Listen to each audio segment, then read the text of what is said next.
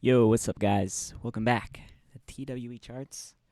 We're going to be taking a look at the stock market here, doing some analysis, cycle analysis on the stock market. And I want to talk about where I think where the markets are headed. And we're going to go over some other plays, some opportunities that I see happening here in the market. So let's get straight to it, man. All right, so I'm on the daily time frame. For those that are familiar with the indicators that we use here, very simple. I use three indicators. This one is called spots, and it's really good. It's really good at, well, spotting the direction that where the markets are headed. So some of the intervals we use here. So we use the daily, the hourly, and then the weekly is very strong, is very powerful at predicting these moves. So let's go on the weekly here to talk about it for a little bit. So very simple, right? This uses a whole lot of calculations here to gather this smoother filter, which is the curve that you're seeing. And then these spots, when they appear, that means that the price has crossed either the pink or the blue curve, and that's normally an indication that the markets are turning around. So right now we have a pink spot. And this might look a little scary now, saying that, wow, the markets are going to crash and whatever, right? But there are fake outs. So normally these are very good once the price has established and using it pretty much with a bunch of other indicators, right? So the other indicator that I use is called changes. It's an ROC indicator. I'm going to talk about this today because we are looking at a correlation here with SPY specifically, using spots and then using changes here. So what is going on with SPY, right? Okay, SPY has been down for since July. Since July, it's been on a downtrend. And we're starting to see it really get, to these oversold areas where the markets are finally getting ready to at least have some kind of a rally here, a bounce, potentially what could be a dead cat setup if this is going to just keep flushing down. But I think the markets are going to turn around here soon, and I have some things to back up this analysis with that. Okay, so we're going to be looking at February of 2022, this little section back here. Now, there's a few reasons why I'm narrowing this to this specific time window here. So spots, for one, we know that when there's a lot of saturation in the markets, that means that it's typically anticipating a bigger move to happen, but the markets are very choppy and and it's pretty undecided, right? So here the markets shows downside, and same thing happened in January of 2021. Okay, markets were choppy. We see a lot of spots, nothing clear, and then the rest of the flow here. So this entire sequence here in the algorithm is just flowing back and forth. The algorithm is very smooth, and it's really good at predicting upside or downside, right? So now that things are choppy, okay, we got to look at this section over here. Now I'm going to be on we're going to be on the hourly time frame for this, and I'm going to pull up that section down here, and we're going to be looking at changes. Changes indicator is an ROC indicator, rate of change, so it just measures the rate of change of a stock. And it's really good at, I use this with spots to see where we are in the markets, what the algorithms are repeating, right? Rinse and repeat, like I said on the Pepe video yesterday. These guys are just rinsing and repeating. All right, so down below, right here, we have SPY. Okay, again, January 2022, all the way down to February. Okay, so about 2 months. And actually, right before that, I want you guys to see the structure of the pattern first.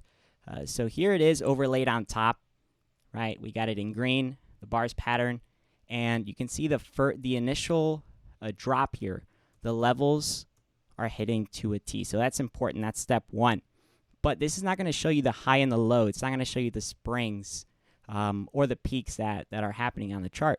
So this is why I think we're gonna have one last, potentially tomorrow going into Monday, we might have one last drop to the 409 level. You can see I have my little alert system right here, getting ready to cross the 410 range and then see a spring.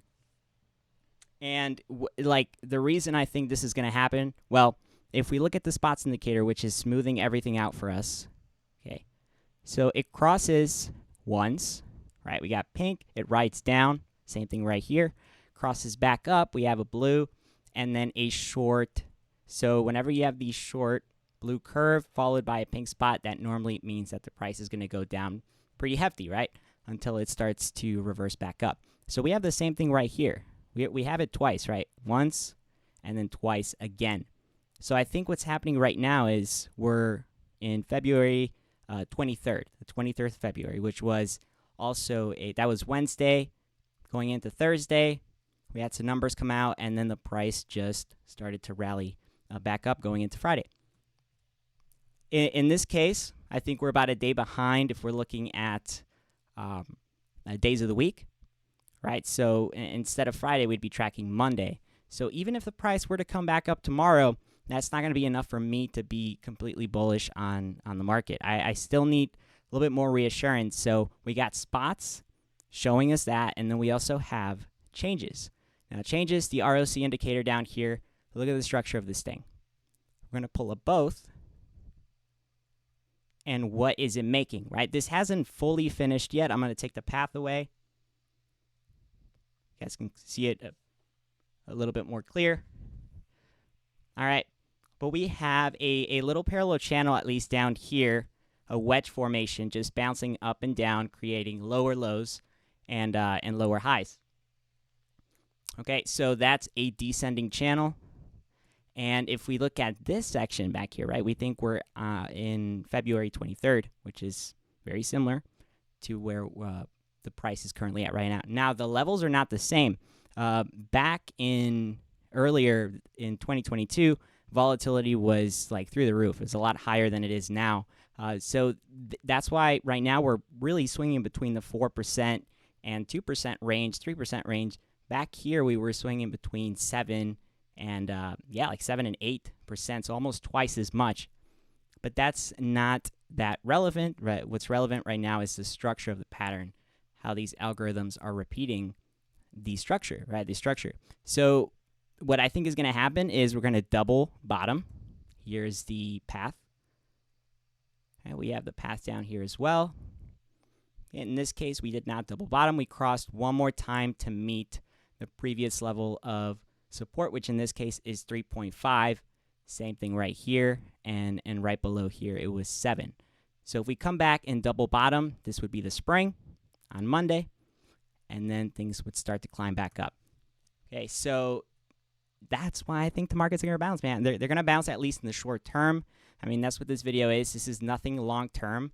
I'm just doing a quick analysis here of what I think is going to happen in the next week or two on SPY. All right, and now a few other things. So the spots, that's the spots indicator and the changes indicator. The other indicator that I use is called levels. All right, so this guy right here is showing us levels that are oversold and overbought. Typically, the price is going to come down when it's either on the first or the fourth level. That's why this indicator is called levels.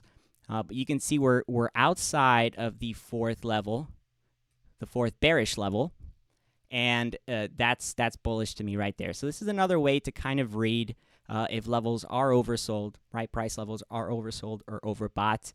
Okay, and if we come back to February right here, you can see the same thing, right? We start heading down, and then we spring outside before coming back in. Now, it's not always the case that you will bounce on the first or the fourth level, but most of the time, if the price is extremely oversold, you're going to see it either on the first or the fourth, right? Depending on if the price is bullish or bearish. So that's another indicator, and those three, man, that's all I use to really understand what the markets are doing and where the markets are headed next. So I think we're going to bounce. I think we're going to go up to 423 again in the short term, and then from there, here is the macro pattern. You can see overlaid on top. It looks a lot better here on the daily chart. okay, coming back up to 423. And then from there, right, the markets can flip. You can start doing something else. But I take it step by step. I'm trying to figure out what the markets are doing every single week. And if I'm doing analysis on the macro, well, that's different, right? We'll have another video out for the macro outlook on SPY. All right, so real quick, we're going to be doing a little bit of analysis on two other things. So I just posted a video on Pepe, and I want to talk about this real quick. So Pepe is one of the cryptocurrencies that I think is going to squeeze. I think this is going to just absolutely squeeze, man. I think we're going to see new highs, and this has the potential to really just, man, like 10x at this point. So Shiba did this back in 2021. Here's the pattern overlaid on top.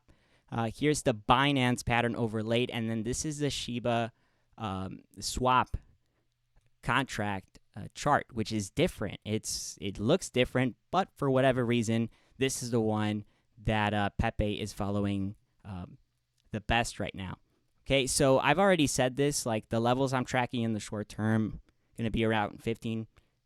And then if it does cross that range, all of this liquidity at 20, then we could see the 38 range before hitting, crazy levels.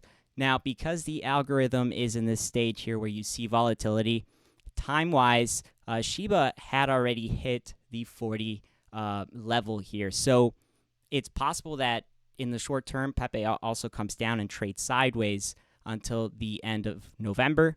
And then that's just another opportunity right there.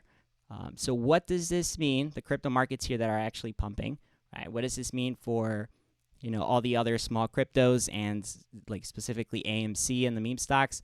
Well, we're going to know that all this liquidity that is being used is being rinsed, right? And that is why I have this chart overlaid here for AMC, because now AMC, even though it just got out of the volatility zone, there's always that 2 to 3 day window that I give it in case there is volatility. And there's right now 3 patterns that I'm tracking that are calling for pretty much pretty extreme upside, but could also be an indication here that the price is going to come down. So that's how I treat patterns, right? Patterns are not meant to be treated as, hey, because this is showing me the $17 range, AMC is going to go there tomorrow. No, like this is just telling me that the algorithms, based on the structure of this pattern, okay, which are all pretty accurate here. We got 3 different, 2 cryptos and then 1 stock, or 2 stocks and 1 crypto, and these are all showing the same structure. I believe there's one that is 1-to-1, and the other 2 are fractals.